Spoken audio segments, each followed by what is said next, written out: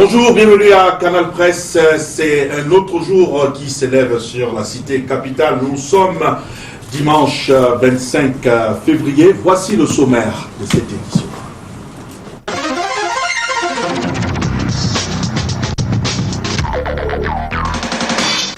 SDF, le compte populaire n'est pas encore fini.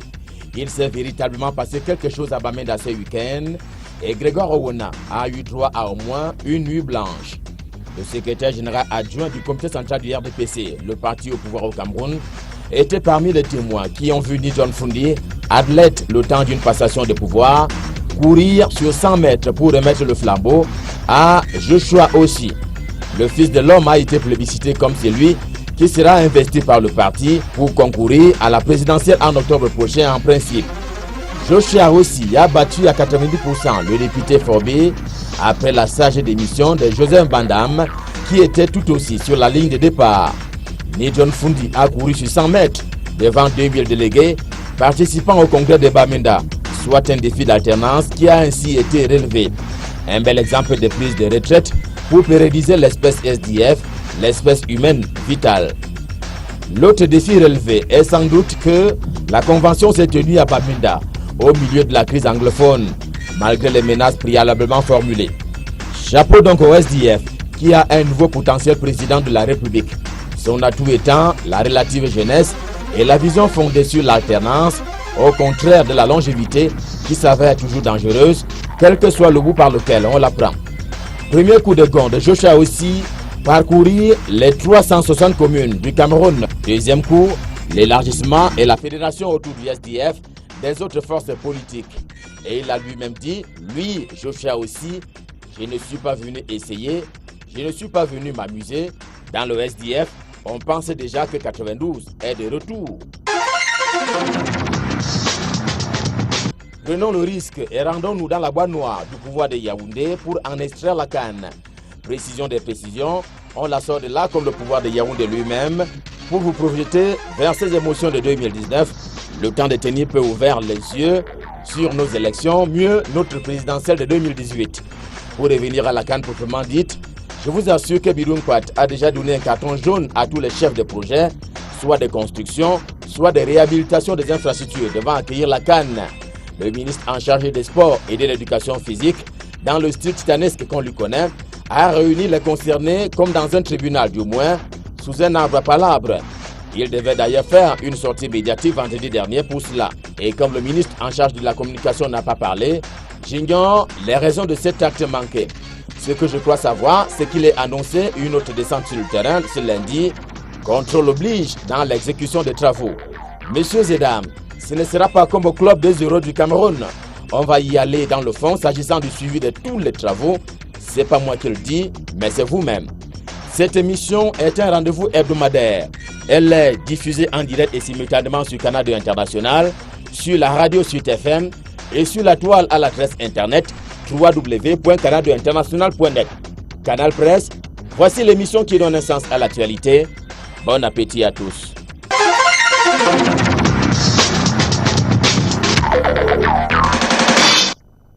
Si Ghislain Pierre et Sono, nos invités affichent déjà au complet sur ce plateau. On va les découvrir ensemble. On commence par Sam Séverin Ango. Sam, bonjour, bienvenue. Merci, bonjour, merci de m'accueillir.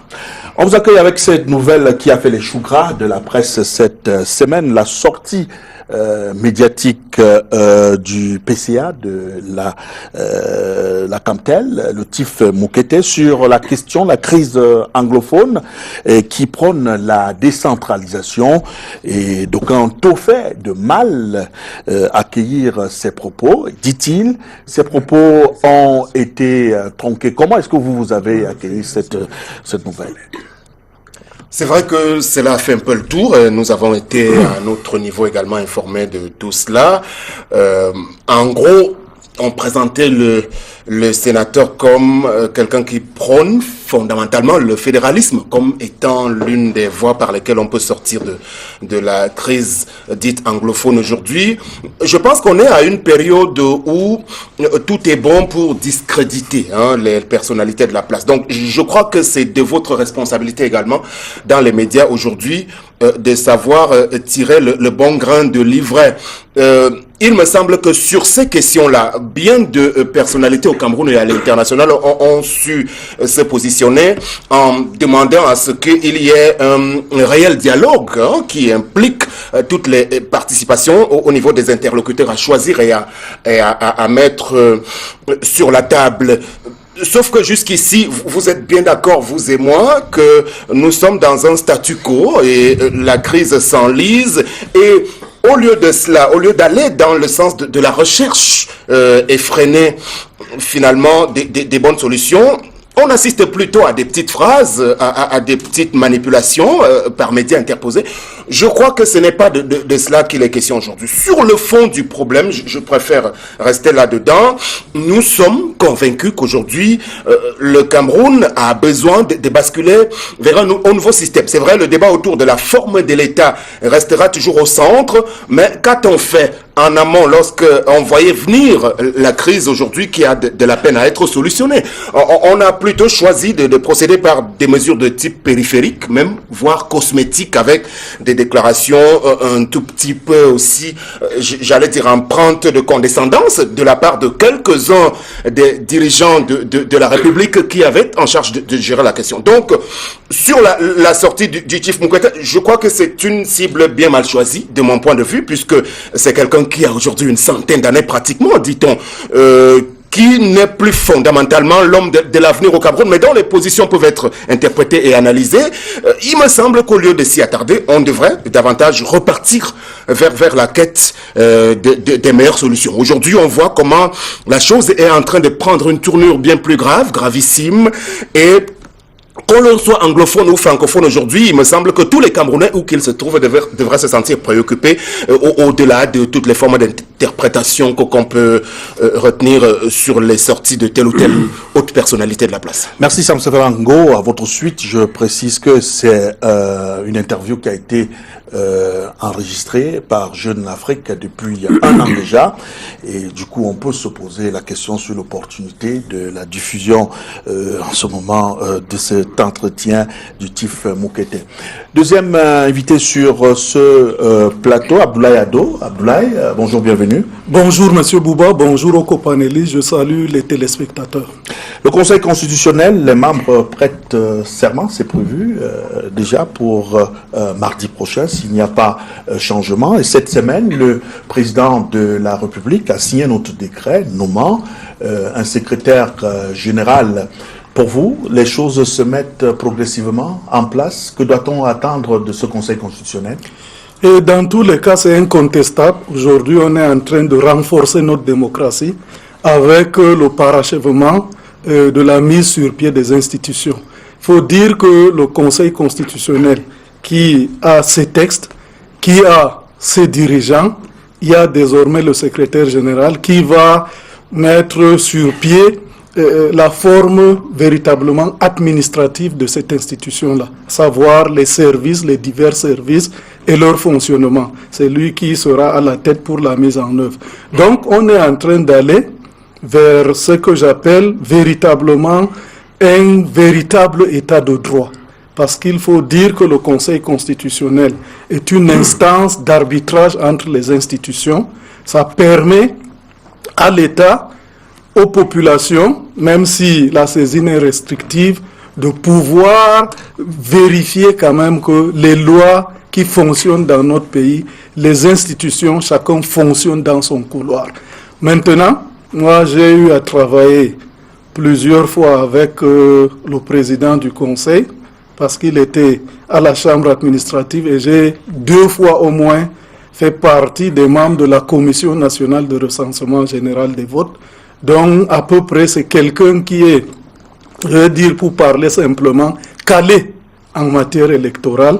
Ça veut dire quand même que sur le plan du contentieux et au vu de ceux qui sont là, c'est des gens sur qui on peut compter, vu leur expérience, vu ce qu'ils ont eu à avoir comme travail dans le champ du droit et autres. Donc je me dis qu'on peut s'attendre à ce que ce conseil soit un véritable arbitre. Et c'est également l'occasion, parce que beaucoup sont comme moi, ils n'ont jamais vu dans notre pays un parlement se réunir en congrès. Je crois que ça sera la première fois où on verra le parlement réuni en congrès pour recevoir le serment du Conseil constitutionnel. Et c'est le président de l'Assemblée nationale qui va, même réuni en congrès, essayer de gérer la conduite des affaires ce jour-là. Merci Abdoulaye Ado, troisième invité sur ce plateau. Jean Takougan, bonjour, bienvenue. Bonjour et bonjour à vous, millions de téléspectateurs. Professeur, docteur ou Sa Majesté Jean Takougan? Takougan, ça suffit. Takougan, ok. Déposons les diplômes à terre et luttons pour le Cameroun. D'accord, merci Takougan pour votre disponibilité. Vous êtes parti très tard Bamenda pour venir sur ce plateau. Merci de l'honneur que vous nous faites. Avec vous, on parle politique également, des sénatoriales, avec les investitures qui battent le plein dans certains partis et certains partis politiques qui estiment qu'ils n'iront pas aux élections parce que les sénatoriales, vraiment, c'est pas la peine d'y aller. Du côté du SDF, vous vous préparez sereinement. Dans l'ensemble, comment est-ce que vous voyez les sénatoriales du 25 mars? De toutes les manières, les sénatoriales du 25 mars vont être comme les sénatoriales de 2013. Puisque jusqu'à présent, moi, je trouve que ce sont des sénatoriales illégales. C'est-à-dire? Parce qu'on va vers un Sénat anticonstitutionnel et estropié. Vous fondez sur quoi? Parce que la Constitution avait demandé que le Sénat, que les sénateurs soient élus à la fois par des conseillers régionaux et par les conseillers municipaux. Cela veut dire que des ingénieurs en politique ont décidé que pour que le Cameroun avance bien, il lui faut un instrument comme une bicyclette, c'est-à-dire qu'il y a deux roues. Entre-temps, des gens violent la Constitution et disent, si nous sommes très pressés, nous allons apporter un instrument qui a une roue et nous allons continuer à l'appeler bicyclette. Or, si l'instrument-là n'a qu'une roue, ça s'appellerait monocycle et non plus bicyclette. Donc, si la Constitution a demandé que les sénateurs soient élus par les conseils régionaux et les conseils municipaux, si ce sont seulement les conseils municipaux qui élisent les sénateurs, on doit trouver un autre nom. Ce n'est plus le Sénat, tel que prévu dans notre Constitution. De deux. Je ne sais pas ce qui se cache derrière cette élection de ce Sénat. On dit que les sénateurs représentent les collectivités territoriales décentralisées. Jusqu'à présent, il n'y a pas de collectivité territoriale décentralisée au Cameroun. Puisque l'article 55 précise très bien que les collectivités territoriales décentralisées ont une autonomie administrative et financière et sont dirigées par des exécutifs élus. Et la Constitution dit que les CDT, collectivités territoriales décentralisées, sont la commune et la région. Or, jusqu'à présent, moi, à Yaoundé, il y a 7 communes. Vous ne connaissez pas les maires. Vous ne connaissez qu'une seule personne, qui est le délégué du gouvernement, qui gère toute la ville et qui a été nommé. Donc, on ne peut pas parler de collectivité territoriale décentralisée. Ensuite, moi, j'étais surpris, et j'ai entendu mon frère dire tout à l'heure qu'on est en train de parachever la mise sur pied des institutions démocratiques. Je ne sais pas si c'est le Conseil constitutionnel qui vient apporter la démocratie ou ne rien apporter, mais j'ai aussi entendu le président de la République dire que lorsque j'aurais mis, pas 3 fois, que lorsque j'aurais mis sur pied le Conseil constitutionnel, j'aurais parachevé les nouvelles institutions.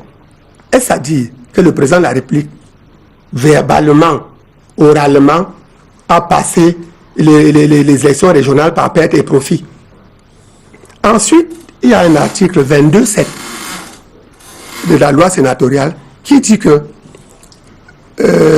tout conseiller municipal qui ne va pas voter pour les sénatoriales perd ses fonctions.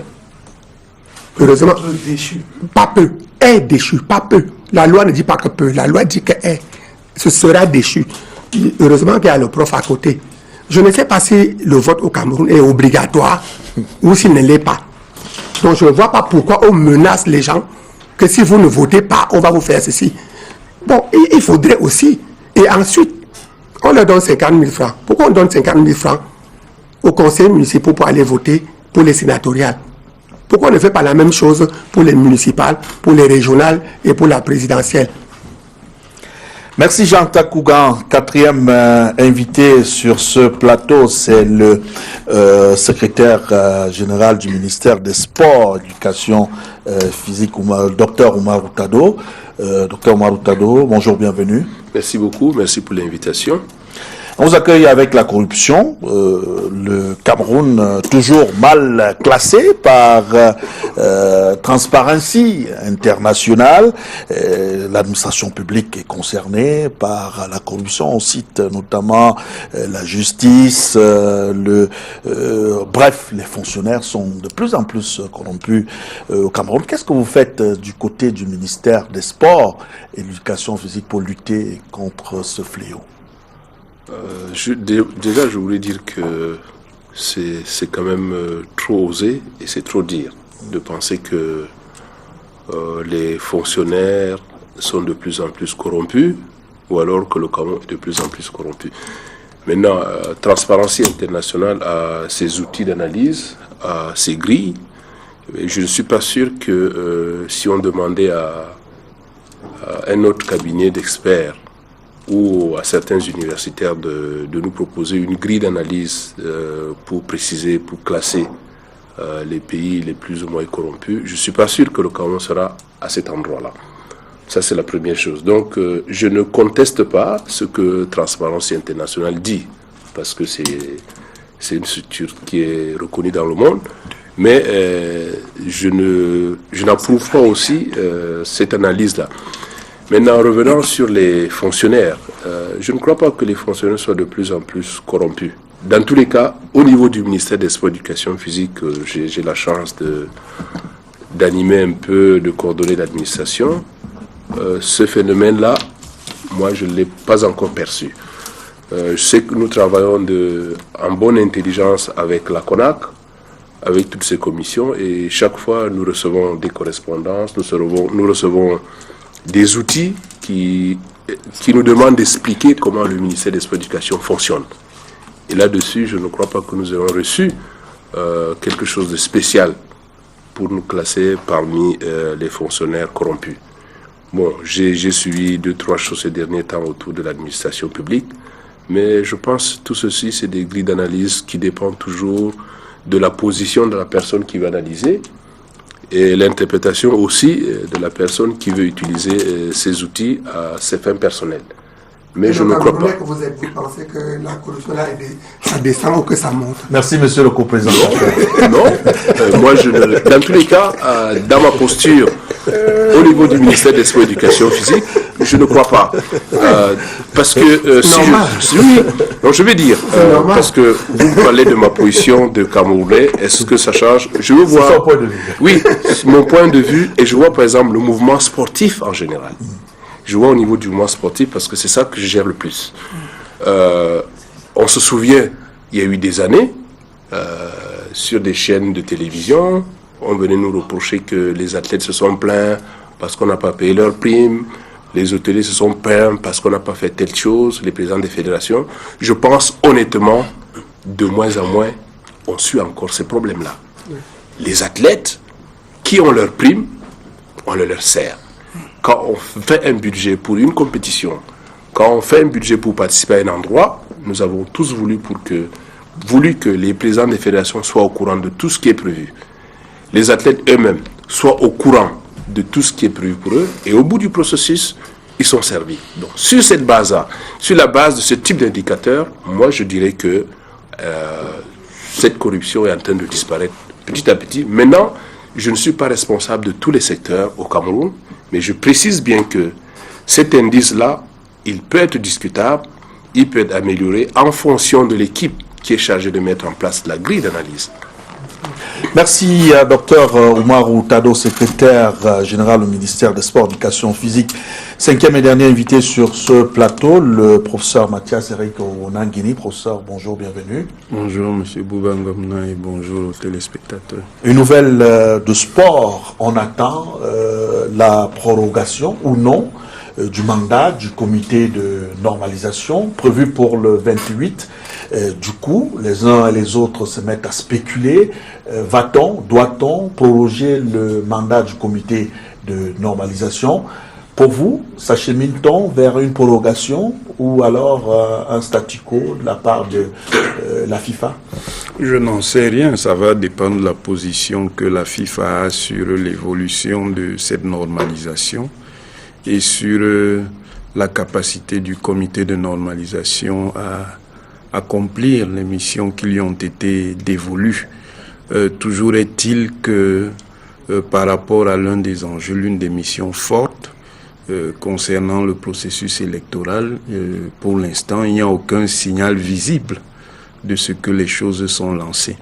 Est-ce que la FIFA va tirer prétexte de cela pour donner un délai supplémentaire au comité de normalisation? C'est possible, mais ce qui est possible n'est pas toujours ce qui se passe.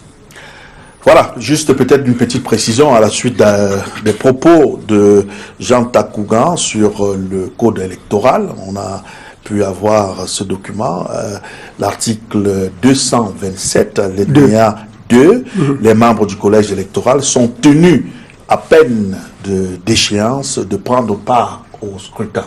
Oui. Je crois que vous avez été... J'ai raison, voilà, c'est moi qui ai raison. Vous avez été divisé, voilà. Abdoulaye Ado, voilà. et vous, quand ils sont tenus, ça ne veut pas dire qu'ils peuvent être. Voilà, ils sont tenus, c'est un peu comme s'ils sont obligés. Non, ça m'a surpris, on ne peut pas écrire une loi en disant que celui qui tue peut être jugé. C'est que ça ne veut rien dire. Celui qui tue doit être jugé, voilà. Pas peut être jugé. Ok, merci. Ils peuvent également, M. Bouba, parce qu'on est là-dedans, s'ils ne se déplacent pas physiquement, ils peuvent donner une procuration. Mais là, il a voté. Mais là, c'est pas la même chose. Voter en leur lieu et place. C'est pas la même chose. Pas plus d'une procuration à la fois. On est d'accord, c'est pas la même chose. Il aurait voté par procuration. Oui, tout simplement. C'est pas la même chose. Merci, cher monsieur, d'être venu. On va marquer une pause pour essayer de feuilleter l'actualité telle que traitée par les autres confrères à travers cette revue de presse que signe Bran Kamga. Revue de presse sur le déroulement de tout ce qui s'est passé tout au long de cette semaine. Comment est-ce que les autres confrères ont traité l'actualité de la semaine? Ça se fait dans cette rubrique, dans cette partie consacrée à la revue de presse. Et comme je le signalais tantôt, c'est une revue de presse qui porte la signature de Bran Kamga. Si du côté de la régie, nous avons cet élément fin prêt qui nous parle de la revue de presse. Et si on n'a pas la revue, on va revenir sur ce plateau pour démarrer avec la première thématique. On me signale finalement que nos machines qui buguaient dans un instant se sont retrouvées. Donc on va prendre cette revue de presse qui porte l'estampille de Bran Kamga.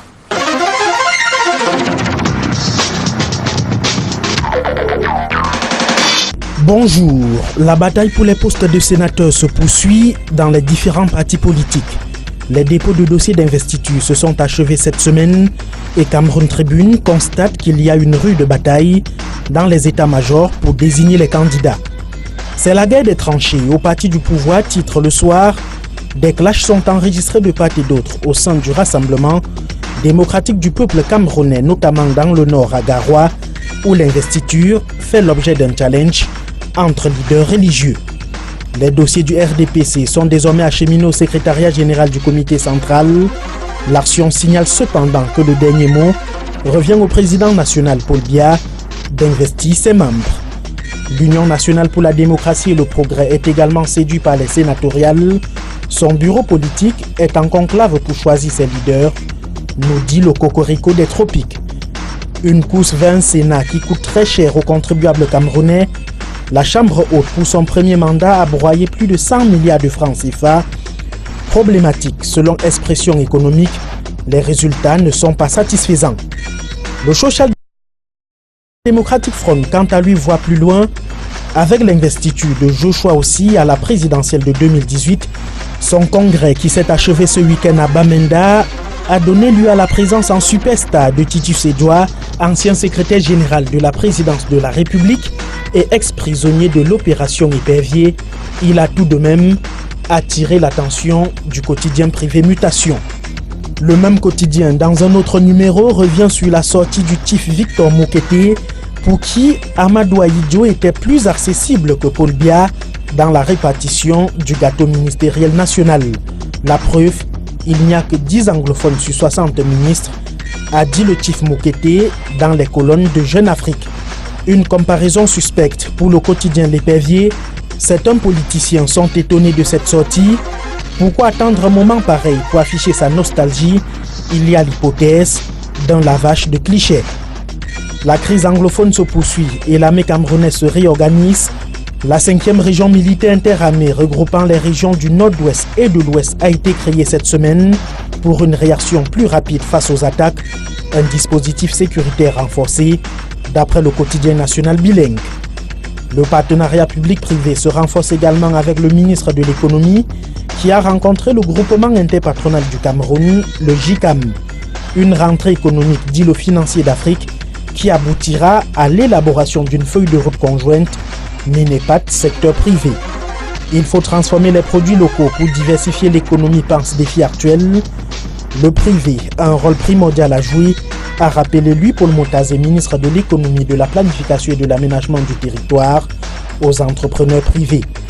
Ils sont une étoile pour le futur du Cameroun, comme le point en eau profonde de Kribi, qui reçoit son tout premier bateau commercial le 1er mars prochain. Pour l'essentiel, c'est 8500 conteneurs qui vont accoster, un rêve qui se réalise. Si l'eau profonde s'éclaircit, le ciel s'assombrit davantage pour Douala avec son aéroport aux espaces vétustes, les équipements obsolètes et un personnel démotivé.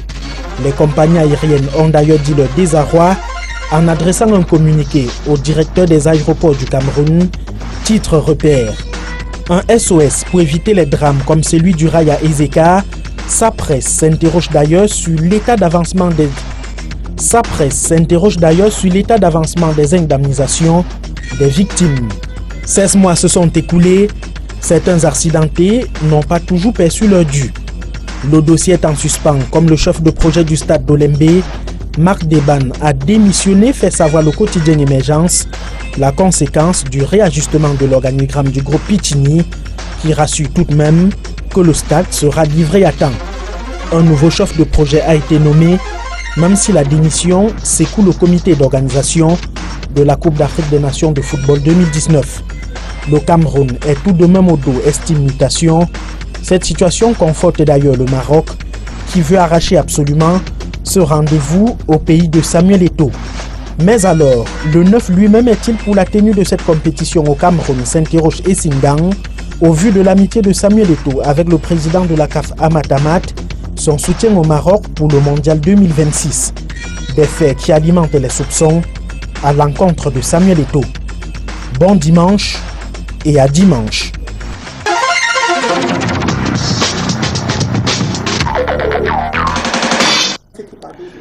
Merci, bon dimanche Brand Kamga. On démarre avec la première thématique consacrée au SDF cette semaine. Eh bien, c'est l'honorable Joshua qui a été porté comme candidat du SDF pour représenter ce parti aux prochaines élections présidentielles.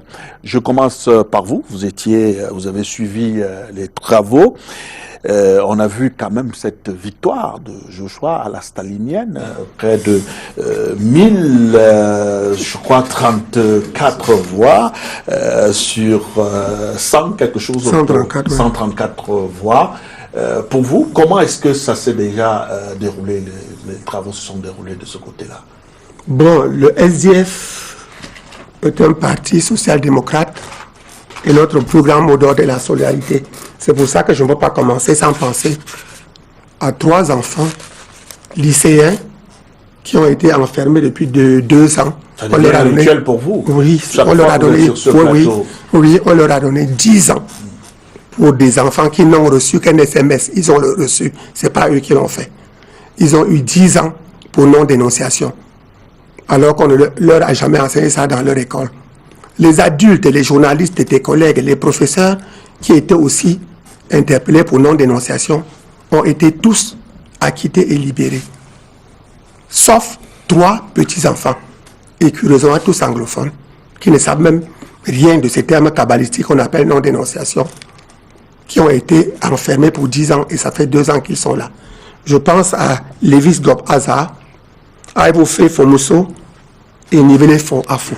Ok. Nous luttons, leur procès a été encore renvoyé au 15 mars. Nous avons écrit au président de la République 50 associations, comme de temps en temps, oui c'est mon temps de parole, même si je ne dis que ça et je rentre, je peux dire seulement ça et je rentre. Je suis un parent et ces enfants-là, ça me tient à cœur. Ok, sur la question du SDF maintenant, Jean Takougan. Donc nous attendons que le président de la République fasse ce qu'il fait aux autres pour qu'ils sortent.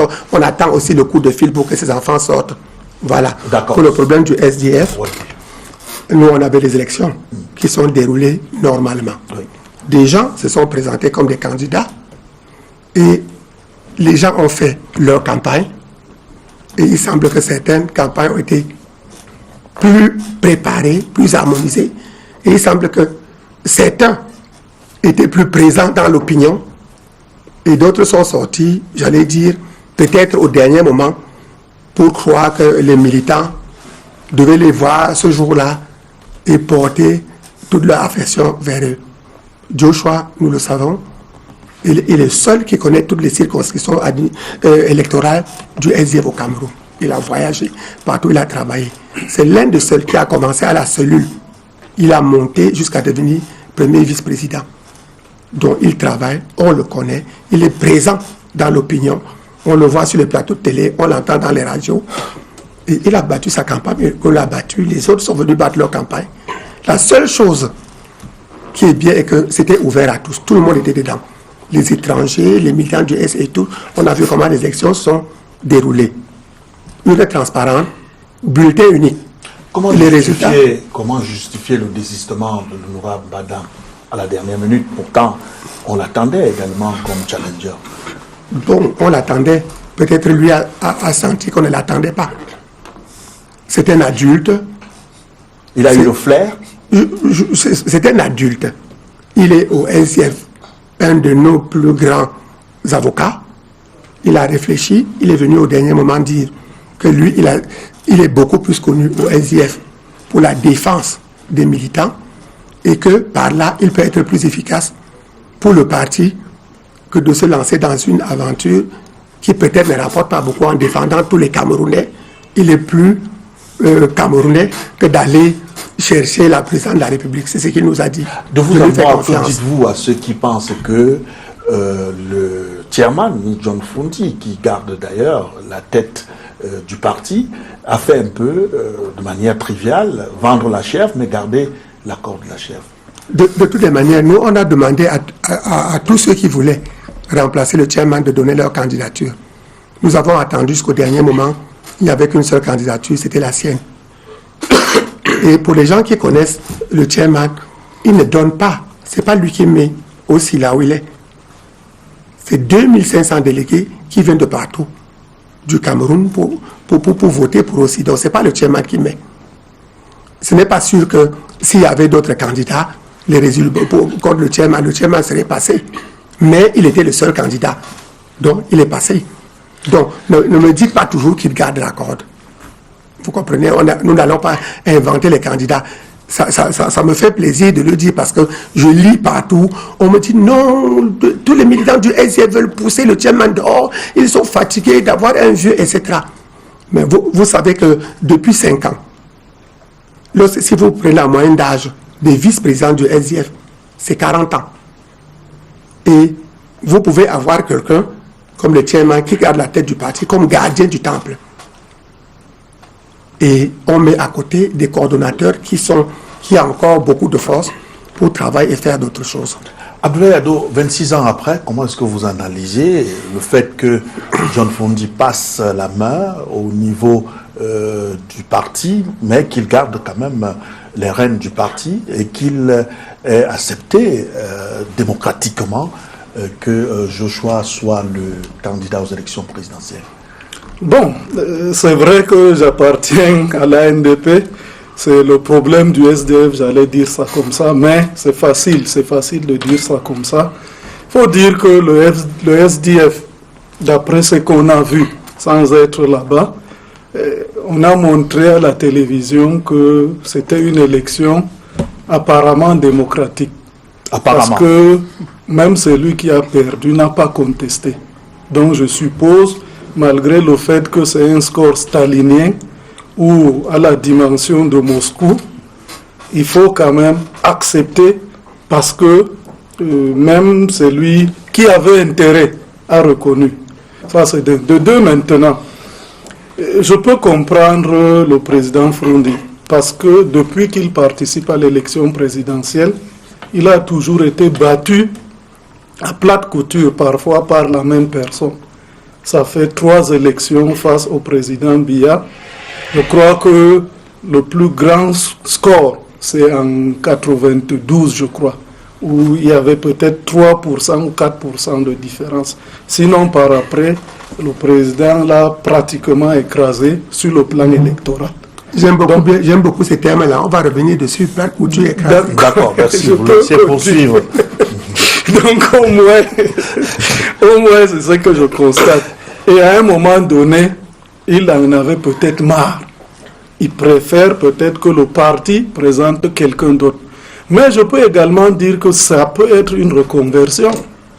Peut-être qu'il y a d'autres élections. Le Parlement. Pourquoi M. Frondi ne serait pas député de son parti ou peut-être sénateur nommé, puisque le président l'a souvent battu. Le président peut également le nommer parmi les 30. Donc, tout est possible en politique. Mais ça, là, moi, je ne peux pas savoir. Mais aussi, il faut quand même dire que par rapport... je ne savais pas que le SDF avait une dimension olympique. J'ai vu les foulées olympiques du chairman. J'ai été émerveillé parce que je ne savais pas que c'était comme ça. Cela relève de la tradition chez eux. Oui. Dans le SDF. Là, oui, c'est ce que j'apprends, c'est bien. Mais aussi, ça peut aider quand même des fédérations, soit le sport pour tous, soit l'athlétisme peut-être pour les seniors. Donc ça également, je me dis que... Vous avez apprécié le marathon. Effectivement, vraiment, j'ai été émerveillé parce que je ne savais pas que ça se passait comme ça. Aussi, ça. Ouais, ok, d'accord. Ça, c'est vrai, Ango. Est-ce que le SDF n'envoie pas un message aux autres partis, quand on connaît quand même les partis tels que l'UDC, l'UNDP, l'ANDP, est-ce que ce n'est pas un message, un signal fort que le SDF envoie à ces autres partis-là? Je crois effectivement que c'est l'un des enseignements à tirer. C'est pour cela que je regrette le ton assez désinvolte avec lequel M. Abdoulaye achève son propos. On est quand même dans un cas de figure où, malgré le fait que le parti au pouvoir fonctionne avec toute l'hypertrophie de ses moyens, qui sont les moyens d'État, mettant nettement en difficulté tous ceux qui sont tentés de procéder par des stratégies de changement. Si le SDF, jusqu'ici, est resté un parti important au Cameroun malgré cette atmosphère-là, je crois que nous gagnerions à avoir un peu plus de respect pour eux. Et c'est pour cela que ce type de propos, moi, me dérange fondamentalement et ça ne nous encourage pas, nous autres, qui voulons rentrer sur le champ politique à y aller. Il faut quand même du respect pour ce personnage dont on peut dire des choses à son encontre. D'autre part, puisque là-dessus, certes, il a permis à ce qu'il y ait une forme de rajeunissement, tout au moins, hein, c'est le signal qu'il a voulu donner. Les affaires du SDF resteront les affaires du SDF. Maintenant, ce qui s'est passé à Bamenda, au loin on suivait ça minute by minute, ça nous donne quand même le sentiment qu'il y a un regain de vitalité dans la vie politique. Moi, je ne m'y attendais même pas, donc j'étais plutôt agréablement surpris d'assister à cela, surtout qu'on connaît également le contexte sécuritaire dans lequel se sont tenus les travaux de Bamenda. Quant au choix qui a été porté, si vous voulez, autour du personnage Joshua aussi, je pense aussi là que c'est une chose qui peut être appréciée, vu sous le prisme de la vie interne de ce parti qui reste malgré tout toujours le leader de l'opposition au Cameroun. Quand j'ai dit cela, je vais quand même tempérer mon propos en rappelant ici que la politique des partis, malheureusement au Cameroun aujourd'hui, a depuis très très longtemps présenté ses limites. Les dernières élections, et ça c'est un des transfuges du parti qui nous le rappelle ce matin, le SDF sur un peu plus de, je sais pas, 10 000, un peu plus, les conseillers municipaux au Cameroun, ils sont très très nombreux, donc le SDF n'a pu avoir que quelques 800 conseillers. Donc là aussi, c'est un indicateur de ce que l'heure est grave. Cette formation politique ne peut pas continuer de se gargariser de cela, parce qu'aujourd'hui, il faut une nouvelle façon de faire la politique. Il faut une nouvelle façon transpartisane, j'allais dire, d'amener les uns et les autres à convenir plutôt d'une dynamique, d'une plateforme, par exemple, qui regrouperait tout le monde.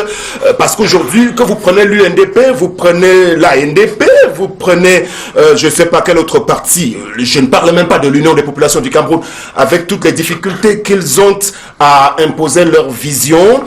Il est clair qu'aujourd'hui, le changement ne peut pas passer par ces formules-là, mais nous regardons avec beaucoup de respect ce qui se fait, et c'est pour cela que je vais continuer de dire qu'il mériterait d'être encouragé, tout au moins par rapport à ce qui s'est fait. Même si au passage, Doko ont présenté M. Mbandam comme étant celui-là même qui avait le profil qui pouvait être choisi, puisqu'il a régulièrement été élu député à toutes les élections pratiquement. Il a fait beaucoup de choses pour le compte de son parti aujourd'hui, parlementaire sur le continent.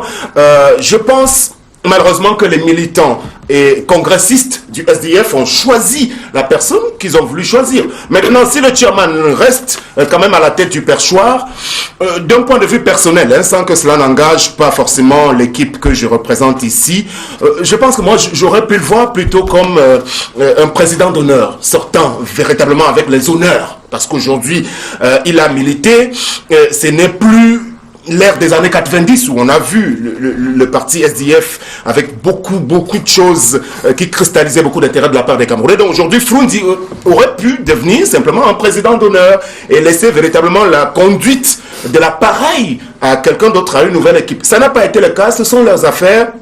Nous n'avons pas à les juger. Je crois que ce qui nous concerne ici, et j'espère qu'on reviendra dessus dans le débat, c'est peut-être comment faire aujourd'hui pour que sur le processus électoral qui est enclenché au Cameroun, qu'on puisse se donner les moyens de débarrasser notre paysage politique de toutes ces choses qui l'ont empêché d'avancer normalement jusqu'ici. Professeur Mathias Eric Onangili, on a vu à travers ce congrès du SDF des personnalités, et pas des moindres, notamment le secrétaire général adjoint du Rassemblement démocratique du peuple camerounais, Grégoire Ona, et on a vu une autre personnalité, Titus Edjoa. Que vous suggère l'analyse? Quelle analyse faites-vous de la présence de ces personnalités? En ce qui concerne la présence de M. Grégoire Ona, secrétaire général adjoint du Rassemblement démocratique du peuple camerounais, secrétaire général adjoint numéro 1, c'est une habitude dans le cadre de la civilité politique. Il est tout à fait compréhensible que le RDPC puisse être invité dans ces assises, comme lui-même ou d'autres partis peuvent inviter les représentants du Social Democratic Front. Pour ce qui concerne la présence du professeur Titus Edjoa, ancien secrétaire général de la présidence et ministre démissionnaire dont on connaît les tribulations politico-judiciaires, cette présence peut aussi s'expliquer par ce qu'il aurait confié du bout des lèvres sur le soutien que le Social Democratic Front lui a apporté quand il a connu ses difficultés politico-judiciaires. Il est vrai que dans le cadre d'une telle manifestation politique, il y a également une dimension communication et mise en scène. Et je ne pense pas qu'il faille nécessairement interpréter dans un sens polémique ce que M. Abdoulaye Ado disait tout à l'heure sur le rituel qui a consisté pour le chairman Ni John Fundi à remettre le flambeau, à remettre le relais à M. Joshua aussi. Chaque parti met les choses en scène à sa manière. Docteur Oumarou Tado, quand on voit la tenue des travaux du côté de Bamenda, on se rend aisément compte que le SDF a donné une véritable leçon de démocratie aux autres partis. Est-ce que le Rassemblement démocratique du peuple camerounais, le RDPC, doit craindre par cette façon de faire? Non, moi je ne vois aucune crainte du RDPC par rapport à ce qui s'est passé dans le SDF ce week-end. Je ne suis pas politologue, je crois qu'il y a des gens qui sont peut-être plus aguerris que moi sur ce plan-là. Moi, je voudrais seulement dire que ce qui s'est passé à Bamenda montre déjà la vitalité de ce parti politique, ce qui est une bonne chose. On a vu des invités, on a vu, et ceci, au-delà de ce qui s'est passé à Bamenda et de ce parti, ce qui s'est passé confirme aussi l'ouverture démocratique au Cameroun. Ça montre quand même qu'au Cameroun, tout le monde, tous les partis peuvent se réunir quand ils veulent, comme ils veulent, et organiser leurs événements. Et je pense que ce qui s'est passé à Bamenda, le SDF n'a pas du tout été inquiété. Et la preuve, les autres partis, le politologue vient de dire, dans le cas de la civilité politique, le RDPC s'est retrouvé, et d'autres pouvaient aussi se retrouver. Et troisième analyse que je voulais dire, ce qui s'est passé à Bamenda montre que le Cameroun est de plus en plus sécurisé et stable. Parce que on ne pouvait pas s'imaginer un événement comme celui-là dans les contextes que les gens s'imaginent au Cameroun. Je pense que ce qui s'est passé à Bamenda nous rassure davantage que nous sommes dans un triangle suffisamment sécurisé et que les Camerounais peuvent se mouvoir comme ils veulent et comme ils pensent. Voilà ce que je voulais dire sur ce point-là. Jean Tafougan, sur le plan sécuritaire et même sur le plan de la déclaration d'une association, initialement les travaux étaient prévus au Church presbytérienne, ça a été Catholic Hall, ça a été délocalisé à la dernière minute par crainte de cela, et finalement au Palais des Congrès que les travaux ont eu lieu.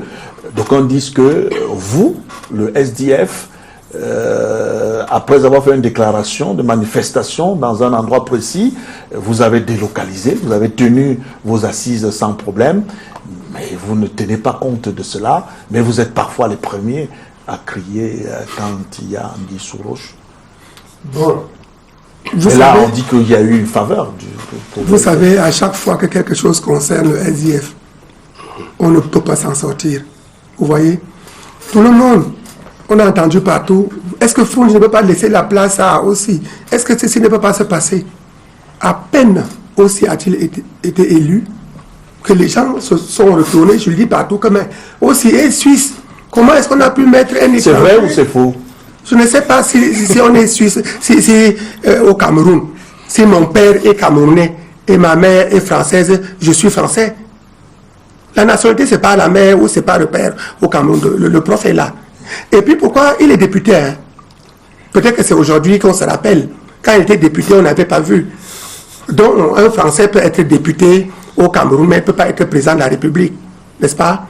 Mais une personnalité qui vote ostentatoirement le président de la France peut être directeur de la SNH pendant des millions d'années. Ou un Français, il peut être, on appelle quoi, ambassadeur itinérant. Et ça ne fait rien à personne. Je crois que s'il faut chercher, on cherche. Il ne faut pas de temps en temps aller ici prendre ce qui vous intéresse et là-bas ce qui ne vous intéresse pas. De toute manière, je reviens là. Sur le choix du candidat. Non, je dis, voilà le Cameroun. Si vous voulez que nous soyons bien au Cameroun, nous avons déclaré. Donc on a été légaliste. Et puis le gouverneur, on lui dit, on menace de brûler le Catholic Hall. Nous disons, on va voir le gouverneur, on dit que est-ce que nous allons aller laisser qu'on trouve l'ordre public de cette manière? Est-ce que nous ne pouvons pas faire autre chose? Et on s'entend, on va faire notre congrès à un endroit. Est-ce que c'est une faveur? Est-ce que vous, si le SDF s'était entêté et était parti là-bas et on avait tué les gens, c'est vous qui avez été les premiers à dire, vous voyez, on vous dit que le SDF n'aime pas l'ordre au Cameroun. Vous voyez, ce sont des sécessionnistes, ils cherchaient les occasions pour je ne sais pas ce qu'il faut faire. C'était avec l'accord des responsables de l'administration publique. En fait, l'État du Cameroun qui dit, on interdit les manifestations pour l'ordre public. Donc c'est l'État qui avait plus d'intérêt à nous demander si on avait accepté d'aller ailleurs que de rester là-bas pour trouver l'ordre public. Donc c'est l'État qui devait le protéger. Deuxièmement, je reviens, j'ai des petites choses à dire. Allez-y. J'aime bien Abdoulaye. J'aime bien quand il parle des autres partis, il parle de façon très dérisoire, je le comprends. Vous savez que l'ANDP est un très grand parti politique qui a des millions de députés, qui a des communes ailleurs, et nous on connaît son président, on le voit de temps en temps. Donc Abdoulaye a raison de parler de façon très dérisoire des autres partis. Bon, en attendant, il ne comprend pas. Il parle souvent politique. Il est membre du bureau politique de l'ANDP. Oui, mais il parle très souvent de sport. Mais il ne voit pas l'allégorie de l'olympisme, du marathon. Il ne voit pas Fundi, qui n'est qu'un petit libraire, qui est illettré. Il reconnaît très bien qu'il ne sait même pas d'où vient le marathon, d'où vient l'olympisme. Il ne sait pas que c'est quelqu'un qui a fait 41 km pour venir annoncer la victoire des Perses et qui est tombé pratiquement au point d'arrivée. Et en tombant, il a donné le flambeau à quelqu'un qui a traversé pour aller annoncer la victoire. Fundi est un marathonien qui a couru depuis 40 km. Il est sur le point de la victoire, il est fatigué, il tombe à 5 mètres d'arrivée, il donne le flambeau à un jeune. Oui. Vous de l'autre côté, on ne dirait peut-être pas le flambeau, on dirait le relais, comme une course au relais, parce que la politique est une course au relais. Alors que vaut celui à qui on a donné le relais? Je crois que vous devez me laisser parler, vous me coupez quand je commence à parler d'ici. Non, vous nous avez parlé de la symbolique. Je vais revenir, mais la symbolique elle est très importante. On a compris, et maintenant on parle de l'homme qui a été choisi. Dans la course au relais, on met les meilleurs au début, les meilleurs au milieu et les meilleurs à la fin. Si on vient lui donner le relais, et il est le dernier coureur, ça montre déjà sa valeur. La veille, je vous le dis, il a été élu premier vice-président en battant encore quelqu'un avec le même score. Et le lendemain, on a fait l'élection pour sa candidature pour la présidence de la République. Il a eu le même score. Qu'est-ce que nous voulions montrer? Que s'il est premier vice-président, ce n'est pas un hasard. On peut le voter 10 fois. Ce sera lui. Et s'il veut être notre candidat, il doit avoir une très bonne légitimité. Parce que nous ne pouvions pas ne pas le voter comme premier vice-président et puis le voter comme notre candidat et vous le présenter. Parce que les Camerounais allaient dire, mais vous ne voulez pas le voter comme votre premier vice-président et vous nous le présentez comme candidat. Donc vous ne savez même pas ce que vous voulez. Donc en faisant les deux, il a une double légitimité. Donc ce n'est pas moi qui vais dire ce qu'il faut. Les 2500 militants qui étaient dans la salle ont dit ce qu'il faut. Je dis, parle un peu quand même avant d'aller. Nous, je reviens encore sur l'écrasement. Terminé. Quand vous débattez oui, je suis très content des mots écrasement et plate couture. Mais à vrai dire, si c'est moi qui veux me vanter tant, je m'assois, je dis à quelqu'un que bon, choisis l'arbitre, choisis le terrain, choisis le ballon. Voilà, c'est quelqu'un qui a tout pris.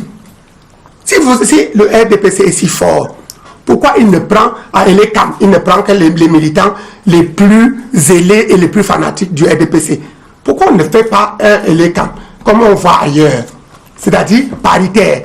Pourquoi on ne fait pas? Regardez le Conseil constitutionnel, regardez comment il est fait, regardez votre code électoral.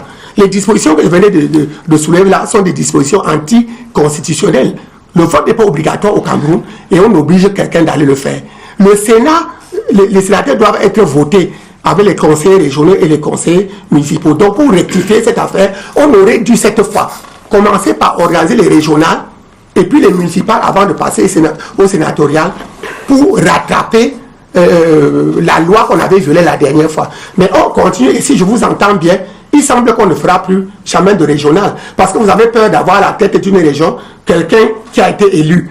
Parce que vous avez peur d'avoir à la tête des mairies des gens qui ont été élus. Et puis votre jacobinisme et votre confusionnisme là, on ne peut pas s'en sortir. Okay. Donc voilà, si je suis très fort, je me montre fair play. Ok, d'accord, vous avez compris que vous n'avez pas été censuré, on vous a donné librement la parole. Je n'ai pas fait... moi, je voulais revenir à vous, Abdoulaye Ado, sur cette question. On a vu quand même les résultats du SDF qui dégringolaient depuis les présidentielles.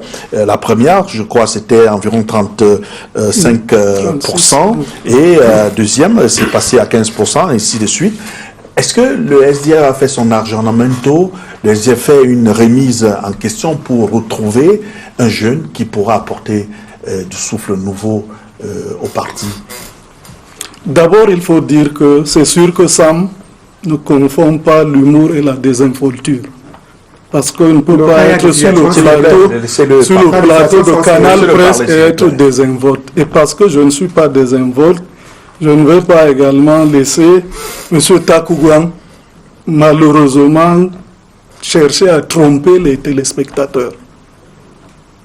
Le Sénat, en attendant la mise sur pied des régions, peut être élu par des conseillers municipaux. C'est en noir et blanc. Il faut donc dire que c'est ça la loi. La mise en œuvre est progressive. Si on ne le dit pas, on cherche à tromper et les Camerounais et les gens de l'extérieur. Merci pour la question. Ceci dit, sur la question je suis en train d'aller. On aura peut-être l'occasion de revenir sur cette question de sénatoriale. Vous pouvez donc attaquer le texte sur anticonstitutionnel. On est sur le SDF. Ceci dit sur le SDF. En vérité, en 92, le SDF a profité d'une situation. L'Afrique et presque dans le monde entier, il y avait un vent de libéralisation. Des gens avaient de la sympathie pour l'opposition. Ça veut dire que tous les pouvoirs qui étaient en place étaient à rude épreuve par rapport aux populations qui avaient besoin d'ouverture, besoin de changement. Le SDF, à un moment donné, a donc incarné ce changement-là. Et les gens avaient cru à ce que, au projet politique du SDF. Et il y avait eu, à un moment donné, pratiquement toute l'opposition qui a, à travers un organe, j'oublie comment ils ont appelé ça, ont essayé de soutenir le candidat du SDF comme incarnant l'opposition. L'Union pour le changement. Merci, professeur. Donc, ça a donc permis au SDF de bénéficier de cela. Mais par après, on a vu exactement, et ça je veux citer un peu les gens du SDF, pour eux, quand il y a réunion de l'opposition, il faudrait que ce soit le candidat du SDF qui doit être investi pour le compte de l'opposition. Parce que quoi?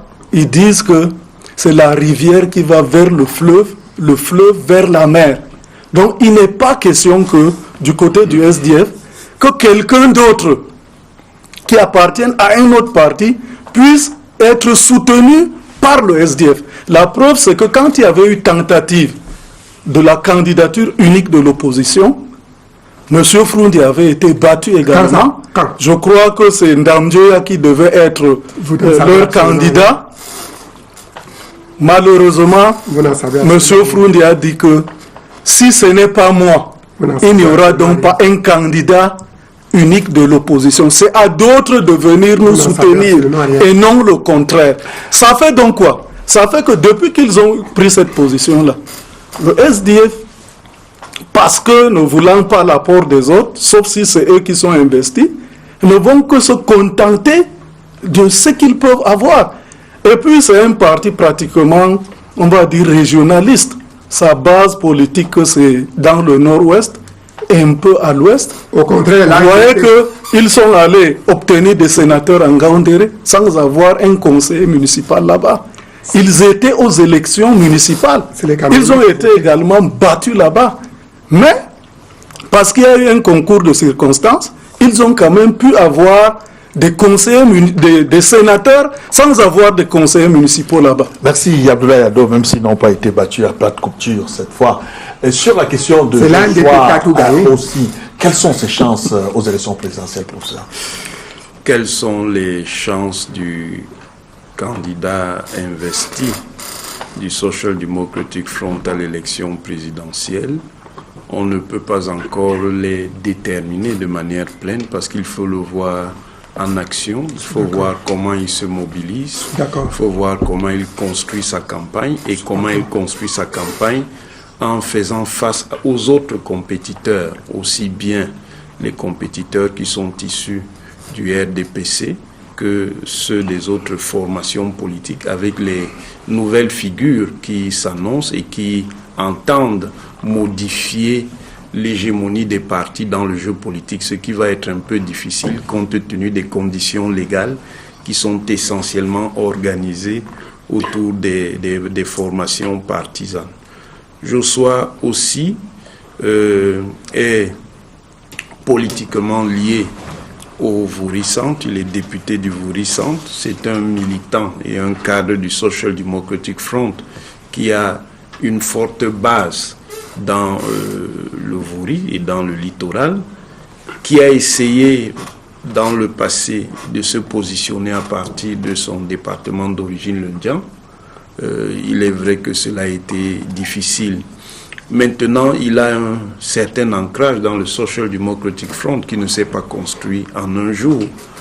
Il est vice-président du Social Democratic Front depuis longtemps. C'est l'une des figures du Social Democratic Front les plus en vue, aussi bien sur le terrain du travail politique à la base que sur le terrain de l'occupation des médias. Maintenant, il s'agira pour lui de construire une marque personnelle, parce que c'est, comme on dit souvent, une élection présidentielle, c'est la rencontre entre un homme et un peuple. Il faudra donc qu'il affirme ses capacités individuelles de leadership, mais toujours compte tenu de la concurrence. Samseverango, on parlait d'une éventuelle coalition de l'opposition pour pouvoir affronter le candidat du RDPC. Abdoulaye Ado parlait tantôt de la réticence du SDF à dire que soit nous sommes devant ou rien. Est-ce que vous envisagez cette hypothèse? Oui, Bouba, disons la question de la mutualisation des forces, c'est un terme approprié également dans le landerneau politique aujourd'hui. Elle revient tout le temps. Mais je voudrais vous dire à ce propos, partant d'abord de la description que j'ai faite tout à l'heure de l'environnement qui est vicié, il va être bien difficile de se retrouver dans ce cas de figure-là, au vu de ce qu'on a pu entendre de la part de quelques leaders. Effectivement, le propos de Abdoulaye rejoint même la première déclaration du nouveau candidat du SDF. À peine a-t-il été désigné que lorsqu'on lui tend le micro, il estime qu'ils sont ouverts. Donc leurs portes sont toujours ouvertes, il n'a eu de cesse de le rappeler. Idem pour bien d'autres leaders de la place qui ont à peu près la même attitude aujourd'hui. Mais ce n'est pas essentiellement ce que nous disons dans la plateforme Nouvelle République qu'on a mise en place. Autour du bâtonnier à Kérémena, on est convaincu aujourd'hui que c'est une stratégie qui peut être porteuse effectivement. C'est d'ailleurs la raison pour laquelle on a mis sur pied cette plateforme-là, qui est ouverte, qui ne doit pas fondamentalement regrouper des partis politiques, quel que soit le poids de ces derniers. Il s'agit de créer une dynamique qui sera en même d'aller affronter l'ogre RDPC qui est en place. Donc on est aujourd'hui dans une situation de parfaite incertitude où nous ne savons pas ce qu'il adviendra. Parce que déjà jusqu'ici, je ne pense pas que le président sortant a déjà indiqué sa volonté très très ferme de rempiler, de se porter à nouveau candidat. Jusque-là, on assiste plutôt à une forme de gesticulation de la plupart qui sont autour de lui, du président, qui, au lieu de nous dire très très clairement et à visage découvert qu'ils se battent pour leurs propres intérêts, pris tous les autres partis politiques satellites qui sont autour de ces alliances-là, que c'est davantage pour leurs propres intérêts qu'ils demandent au champion Paul Biya d'y aller, mais lui-même n'a encore rien dit jusqu'ici. Donc, il faudrait d'abord qu'on change de paradigme. De quelle politique avons-nous besoin au Cameroun en 2018? Est-ce toujours la politique finalement qui met en place des profits autant pour les individus que pour des associations de la place, parce qu'aujourd'hui, si on fait le bilan de cette alliance-là, à laquelle appartient l'UNDP du ministre Bello Gouba Maïgari, de l'UNDP, on a à peine à se rappeler que Bello Gouba, qui est aux affaires depuis 30-40 ans, est bel et bien membre de ce gouvernement-là. Il est ministre d'État en charge du tourisme. Allez me dire, tout à l'heure on parlera de la CAN 2019, ce que le tourisme camerounais a pu connaître comme sort depuis qu'il y est. On peut multiplier des exemples comme cela pour dire non, aujourd'hui le changement passerait nécessairement par l'union des forces de l'opposition, mais pas que, parce qu'aujourd'hui nous sommes en train de conduire une démarche qui est assez scientifiquement menée, que ce soit au Cameroun ou à l'étranger. À l'heure où je vous parle d'ailleurs, le bâtonnier Keremouna devrait rencontrer ce jour à Paris en France beaucoup de monde de la diaspora camerounaise. Il revient d'un voyage au Liban, à Beyrouth, où il était rencontré également des membres de la Société camerounaise des femmes qui sont en souffrance de ce côté-là. Donc nous essayons de tisser notre toile pour faire en sorte que le moment venu, tout le monde, tous ceux qui parlent même d'organiser les primaires, qu'on convienne du meilleur profil possible aujourd'hui, qui est en même de porter cet idéal-là. Jusqu'ici, par rapport à ce qu'on a vu à l'intérieur de ces formations politiques, il me semble que ce sera bien difficile de trouver ce candidat-là dans ces différents états-majors. Donc, on reste ouvert, à Keremouna l'a déclaré, fondamentalement. Il pourra, le moment venu, se retirer s'il y a un profil meilleur que celui-ci pour mieux représenter les forces du changement. Voilà, juste en 30 secondes pour faire Mathias. Vous voyez que sur la problématique du candidat unique de l'opposition, chacun est ouvert à condition que ce soit lui. Exemple. Merci cher monsieur, il nous reste 25 minutes. Les 25 minutes, on va les consacrer au sport. Pardon, et on va vous inviter vraiment en 30 secondes. Oui, il y a des choses que je ne veux pas laisser. Rapidement. On peut rebondir. Oui. Non, je lis partout. Le SDM ne nous a pas invités. Voilà, il a invité ses amis. Nous sommes des partis politiques, ils ne nous ont pas invités. Mais ce sont des gens qui ont fait leur congrès par le passé. Est-ce qu'ils nous ont invités? Ok. Attendez, s'il vous plaît, je vais continuer. Deuxième chose. Vous pouvez prendre la deuxième chose, allez-y. La deuxième chose, lorsque vous critiquez quelqu'un, vous dites que ta concession est sale. Vous l'invitez chez vous pour montrer comment votre concession est propre. Lorsque vous dites aux gens que vous prétendez que vous faites des congrès, il n'y a aucun débat, il n'y a rien, vous ne faites rien là-bas, vous l'invitez chez vous, il reste là du début à la fin pour voir comment tout se passe. Troisième et dernière chose. En 2004, on a eu quelque chose qu'on appelait la coalition, on voulait chercher un candidat. Foundi n'est pas parti parce qu'on a voté Dame Joya. Foundi est parti parce que tous les gens qui étaient dedans, pendant que nous étions en train de discuter, ils sont partis chercher Akan Foumou pour venir être le candidat unique. Or, Akan Foumou était au RDPC, n'avait jamais démissionné. Et le lendemain, Akan Foumou dit dans Cameroun Tribune qu'on vient le supplier pour venir être candidat unique. Et chaque soir, il rencontre acquis de droit. Merci pour cette précision. Vu que la coalition était noyautée, nous sommes sortis. Or, Abdoulaye trouve qu'on a pris Adamou Damjoa. Adamou Damjoa.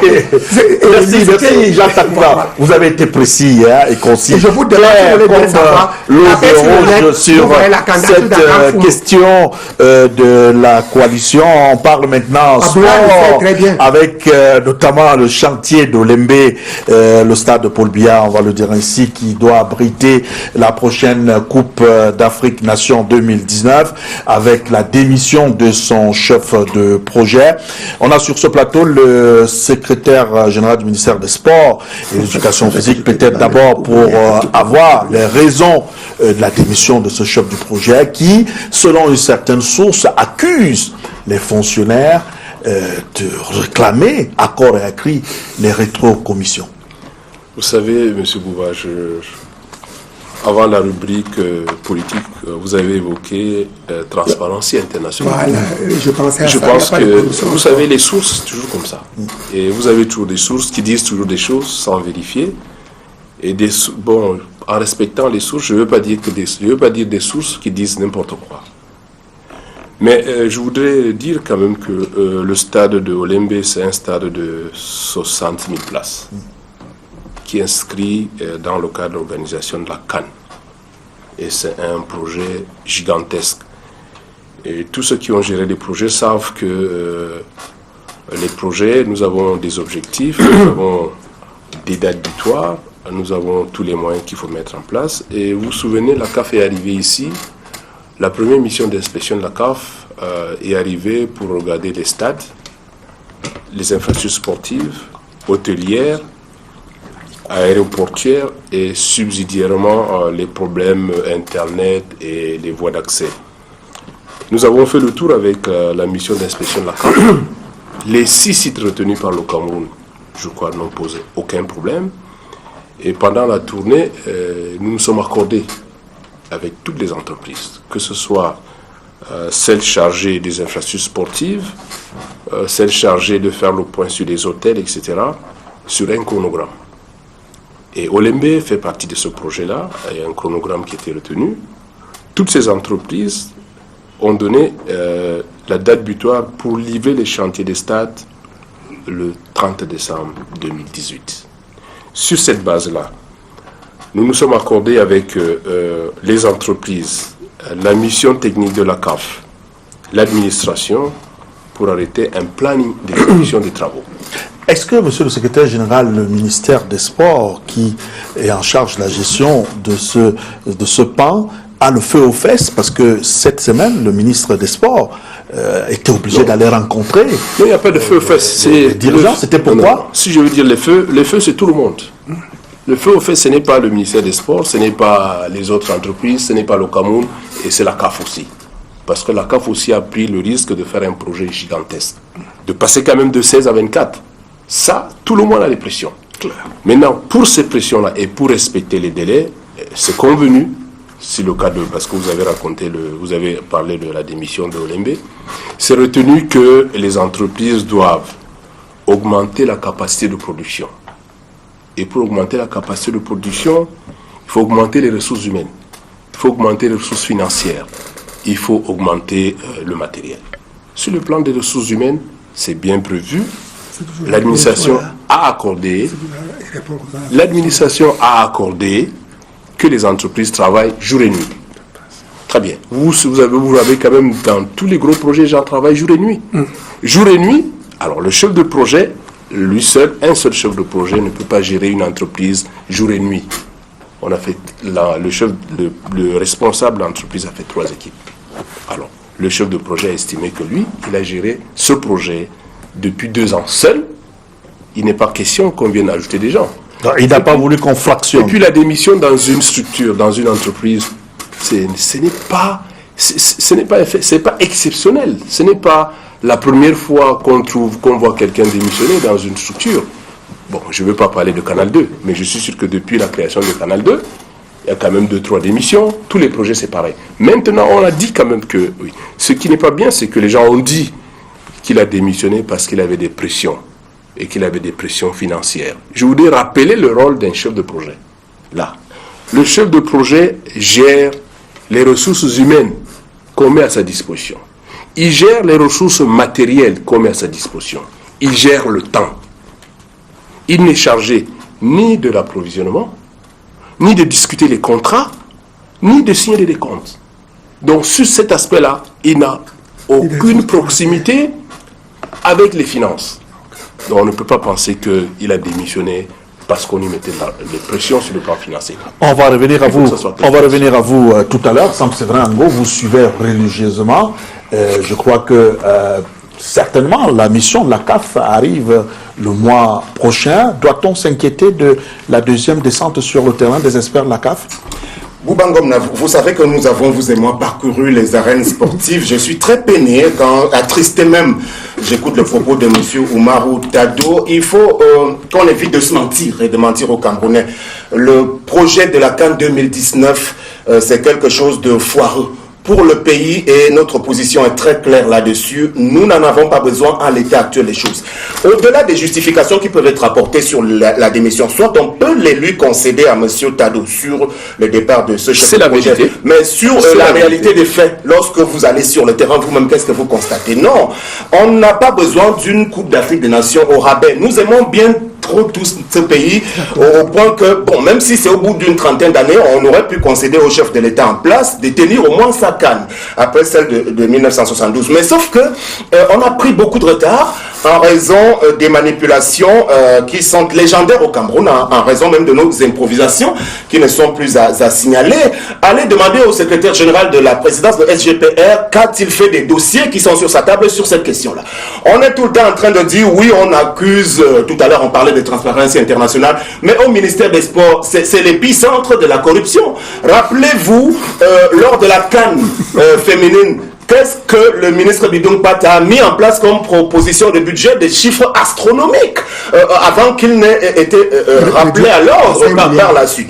Aujourd'hui, on parle de la CAN 2019. Les gens ont vite fait de mettre en place des commissions d'organisation, le COCAN, on choisit des petits amis, pour précisément conforter ce que Charles Sylvestre Ateba me disait en son temps, c'est-à-dire que la société de Platon, où la médiocrité gère la cité, c'est de cela dont nous n'avons plus besoin aujourd'hui, parce que le Cameroun ne peut pas continuer d'être la risée du monde. On a besoin d'une Coupe des Nations. Je voudrais rappeler ici, sur la base d'informations qui sont à ma possession, que la CAN 2019 est une émanation du nouveau comité exécutif de Ahmad Ahmad de la CAF.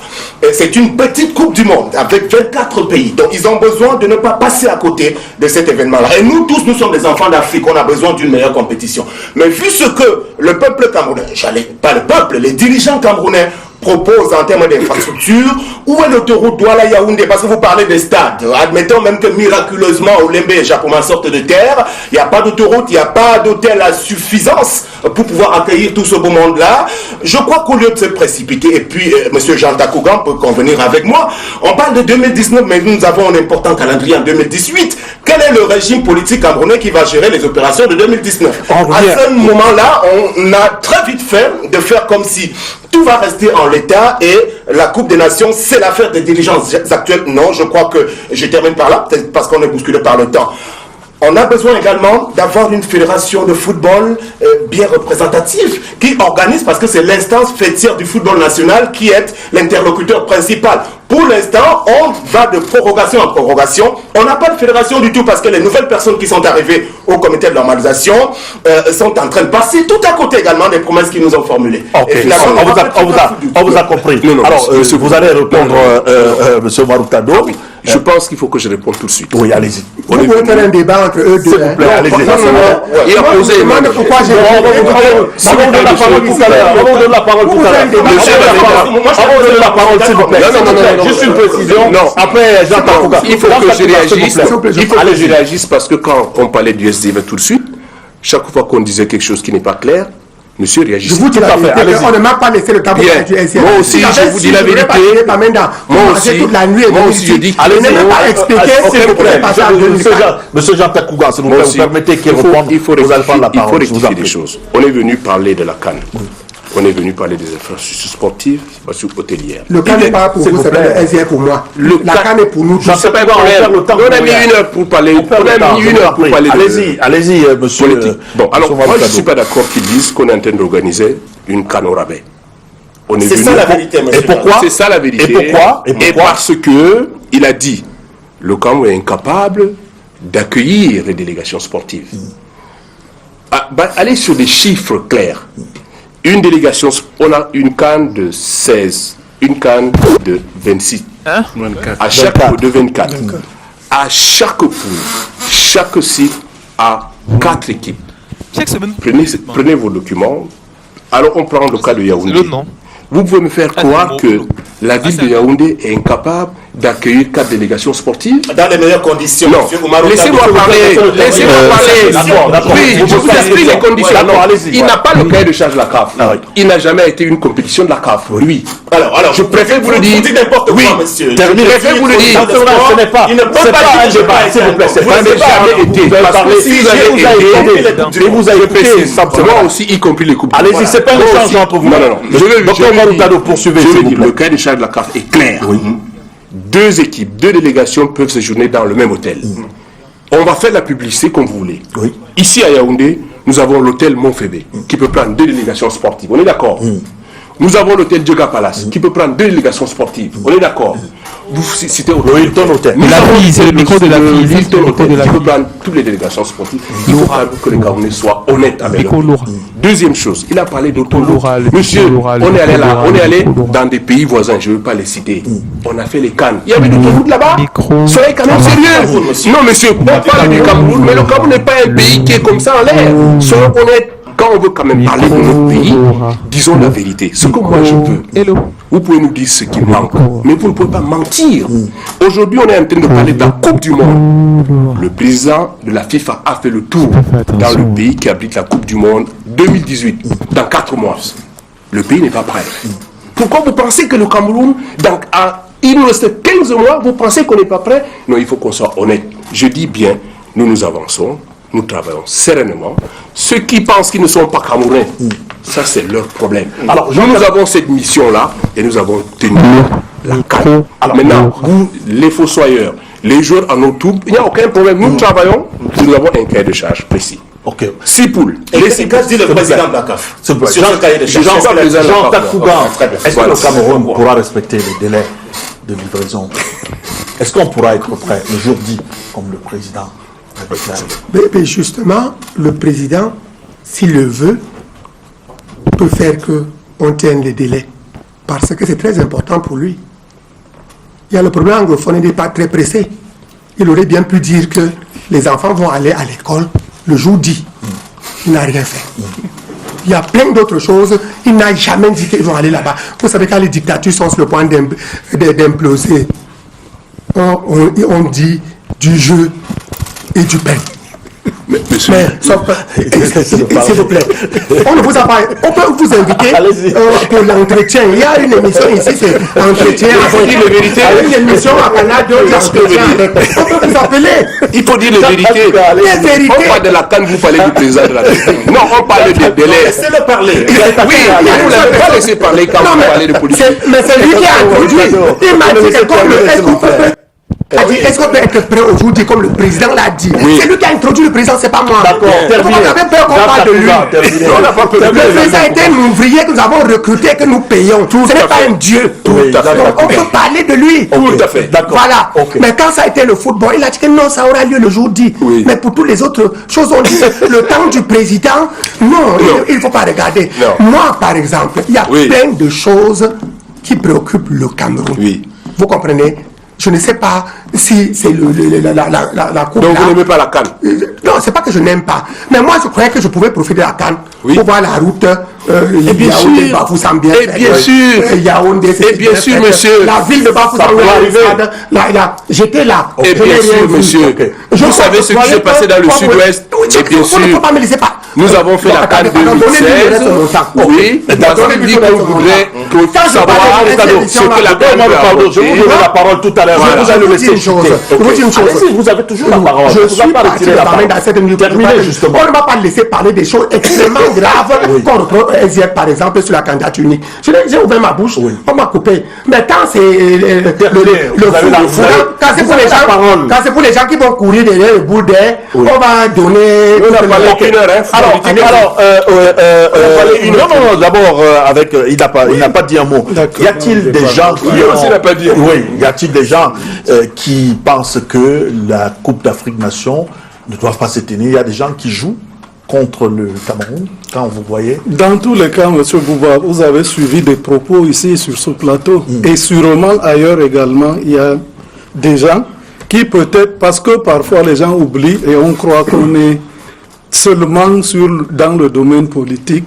Non, la CAN également, c'est une occasion de doter le Cameroun d'infrastructures. On va rapidement parce que voilà, la régie me signale qu'on a 5 minutes. Rapidement, on peut profiter de toutes ces infrastructures-là pour la jeunesse camerounaise. Mais maintenant, il y a un problème. Moi, j'ai essayé d'appeler, quand vous m'avez invité à cette émission, du côté de Garoua, il faut être honnête, ça ne va pas. Ah, comme c'est chez toi maintenant. Ça ne va pas parce que on n'a plus beaucoup. L'entreprise qui a bénéficié des travaux, il faut dire qu'il y a au moins 6 grosses œuvres. C'est-à-dire construire un hôtel, réhabiliter un autre hôtel, réhabiliter également le stade Rumde Adja de Garoua et 3 autres infrastructures. Il faut dire qu'au vu du rythme des travaux, honnêtement, ça ne va pas. Solution. Ailleurs, la solution, je me rappelle qu'en 2016, on a remplacé une équipe qui était défaillante. Et les préfabriqués. Vous comprenez? Donc je me dis qu'on est obligé également de faire un acte vraiment fort.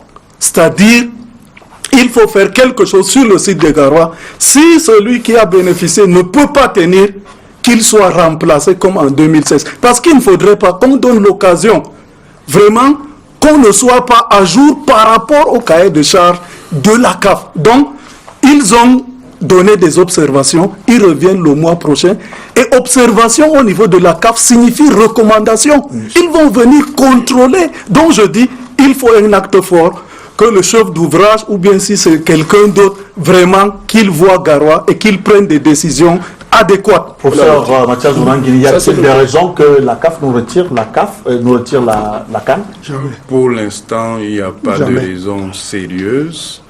Mais l'attitude de la CAF dans cette affaire a été ambivalente dès le départ. Et elle vient un peu nous compliquer le travail. Nous avons nos défauts, la lenteur, un certain niveau d'inertie, mais en même temps, on arrive toujours. Et je ne doute pas, si on laisse le Cameroun faire le travail, que le travail sera fait. Peut-être, pour certaines choses, on pourrait améliorer le niveau de performance, mais le travail sera fait. Cela dit, il est important pour le gouvernement de prendre des actes forts par rapport à la question du temps d'exécution des différentes échéances et au plus haut niveau, c'est-à-dire au niveau du chef du gouvernement, pour mettre les différents opérateurs face à leurs responsabilités, parce que la question des délais est une question fondamentale. Pour ce qui concerne les infrastructures symboliques, quand j'entends des Camerounais, pour une raison ou pour une autre, dire que la CAN ne devrait pas avoir lieu au Cameroun, je dis que c'est quand même assez injuste. Pourquoi? Parce que le pays des lions indomptables mérite d'avoir des stades modernes. Il n'est pas normal qu'il n'y ait pas un stade qui puisse accueillir les plus grandes équipes de football au Cameroun, que ce soit des clubs ou des équipes nationales. 30 secondes, Sam Sevarango. Oui, je voulais dire que les véritables ennemis du Cameroun, ils sont dans le gouvernement. C'est eux qui ne veulent pas, qui freinent les quatre fers pour qu'il n'y ait pas la CAN. Je crois qu'aujourd'hui, de ce qu'on a pu voir dans les différentes Coupes des Nations, les Coupes du Monde auxquelles nous avons pris part, même si M. Tado ne s'en souvient pas, c'est tout à fait autre chose. Nous sommes tout autant patriotes. Nous ne voulons pas d'une mauvaise CAN. C'est ce qu'on dit. On mérite, les Lions indomptables, précisément, d'avoir quelque chose de parfaitement représentatif. Or, aujourd'hui, sur le terrain, on a pris beaucoup de retard. Alors, pour qu'on y arrive le jour dit, comme cela a été proclamé, il va donc falloir qu'on aille s'endetter davantage, que les budgets soient décuplés. Et le Cameroun aujourd'hui traverse une situation difficile au plan sécuritaire. Nous avons des priorités. C'est pour cela que nous disons à la fin, même si ça peut paraître cynique, ce n'est que du football. On peut attendre le bon moment au lieu de dépenser encore plus d'argent dans un pays qui souffre énormément. 30 secondes, Jean Takour. 30 secondes après, la minute revient à... Vraiment, j'ai été très content d'entendre Abdoulaye dire que les infrastructures que nous avons, nous devons les passer à la jeunesse. C'est pour cela que j'ai aimé l'attitude de la CAF. C'est-à-dire que plus on nous lance les défis, plus nous devons montrer au monde entier que nous sommes capables de relever les défis. Donc moi, j'étais content qu'on nous dise que ce n'est pas bien et que le Cameroun lance un défi au monde et qu'on le jour dit que les gens viennent voir. Voilà. Et c'est quand on nous a secoués que nous nous sommes levés. Nous tous, on est des parents. Les enfants les plus intelligents ne travaillent que quand on les fouette. Non, je dis, les enfants intelligents ne travaillent que quand on est derrière eux pour leur donner quelques coups de pied. Ok. Omar Tado, doit-on s'inquiéter? On tient notre CAN? Non. l'inquiétude est normale. Parce que c'est un projet, et nous avons des délais, nous avons des dates butoirs, nous avons tout ce qu'il faut faire. Un projet, il est très compliqué. C'est d'autant plus compliqué que les Camerounais eux-mêmes ne comprennent pas le projet. Allez-y rapidement, parce que dans le cahier de charge, Aïdjo me signale qu'on a 45 secondes. Il n'est jamais dit quelque part qu'il faut des autoroutes pour organiser une CAN. Il faut des stades, il faut des hôtels. Ça, c'est clair, nous les avons pour le moment. Nous sommes en train de nous battre. Quelqu'un a démissionné à Olembe. Je vois pas les routes sur la base des pressions. Oui, sur la base des pressions, quelqu'un a démissionné. Mais au lieu qu'on relaie la bonne information, on dit qu'il a démissionné parce qu'on lui demandait de l'argent. Ce n'est pas ça. Mais il y a des rétrocommissions. Oui, il y a des rétrocommissions que eux seuls savent. Dans départ. tous les cas, nous travaillons jour et nuit. La CAN aura bel et bien lieu au Cameroun. Mais il faudrait que vous nous accompagniez. Il faudrait que vous dites la vérité aux Camerounais eux-mêmes. Ça ne sert à rien d'inventer des choses qui n'existent pas dans le cahier de charge. Maintenant, par rapport aux tombées, je voudrais rassurer M. Takouga en face que nous avons fait la CAN 2016. Il faut qu'il reparte à Boya, qu'il prenne Boya de 2014 et voit Boya après 2016. Ce que la CAN a laissé en termes d'infrastructures. Le mensonge ne détruira pas un hôtel construit. Merci, cher monsieur, d'être venu. Merci à vous, Jean Takouga. Le rendez-vous est pris. Revenez, docteur Oumar Outado, c'est pas facile de vous avoir sur un plateau. Merci d'être venu pour expliquer. Je vous invite sur les chantiers. Je vous invite sur les chantiers de Olembe. La visite du chantier, c'est prévu pour quand? Pour que vous regardez. Est-ce qu'il y a des dates pour la visite? Non. Les chantiers sont ouverts. Vous voulez aller au chantier, vous demandez au ministre des Sports, on appelle les responsables de chantier, ils vous ouvrent. Maintenant, le gouvernement, le Premier ministre, les autres ministres... D'accord. Merci, cher monsieur, c'est terminé pour aujourd'hui. Merci d'être venu. La rediffusion de ce programme, ce sera lundi quand il sera à 23h. Il ne reste qu'à vous souhaiter de passer une excellente soirée, à regarder les programmes de Canal 2. Juste derrière, la République Djambolès prendra les commandes et puis vous retrouverez la retransmission du match Ligue 1 à 15h30. C'est sur Canal 2 International. D'ici à là, gardez le sourire. Bien le bonjour.